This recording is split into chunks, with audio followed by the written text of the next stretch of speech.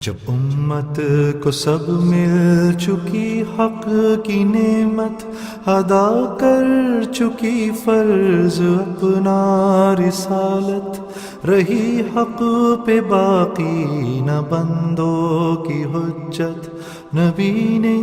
کیا خلق سے قصد رحلت، تو اسلام کی وارث ایک قوم چھوڑی کہ دنیا میں جس کی مثالیں ہیں تھوڑی، سب اسلام کے حکم بردار بندے، سب اسلامیوں کے مددگار بندے، خدا اور نبی کے وفادار بندے، یتیموں کے رانڈوں کے غم خوار بندے، رہے کفر و باطل سے بیزار سارے، نشے میں مئے حق کے سرشار سارے، جہالت کی رسمیں مٹا دینے والے، کہانت کی بنیاد ڈھا دینے والے، سر احکام دین پر جھکا دینے والے، خدا کے لیے گھر لٹا دینے والے، خدا کے لیے گھر لٹا دینے والے، ہر آفت میں سینہ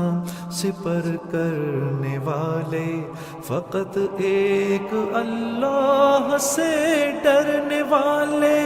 فقط ایک اللہ سے ڈرنے والے، اگر اختلاف ان میں باہم دیگر تھا تو بالکل مدارس کا اخلاص پر تھا، جھگڑتے تھے لیکن نہ جھگڑوں میں شر تھا، خلاف آشتی سے خوش آئندہ تر تھا، یہ تھی موج پہلی اس آزادگی کی، ہرا جس سے ہونے کو تھا باغ گیتی، نہ کھانوں میں تھی وہاں تکلف کی کلفت، نہ پوشش سے مقصود تھی زیب و زینت، امیر اور لشکر کی تھی ایک صورت، فقیر اور غنی سب کی تھی ایک حالت، لگایا تھا مالی نے ایک باغ ایسا، نہ تھا جس میں چھوٹا بڑا کوئی پودا، خلیفہ تھے امت کے ایسے نگہباں، ہو گلے کا جیسے نگہبان چوپاں، سمجھتے تھے ذمی و مسلم کو یکساں، نہ تھا عبد و حر میں تفاوت نمایاں، نہ تھا عبد و حر میں تفاوت نمایاں، کنیز اور بانو تھی آپس میں ایسی، زمانے میں ماں جائی بہنیں ہو جیسی،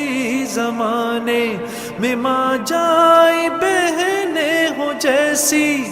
بلغ العلا بکمالہ کشف الدجى بجمالہ،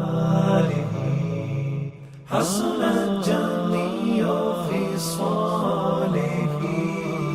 صلوا علیہ وآلہ، صلوا علیہ وآلہ، بلغ العلا بکمالہ کشف الدجى بجمالہ، حسنت جميع خصالہ، صلوا علیہ وآلہ، صلوا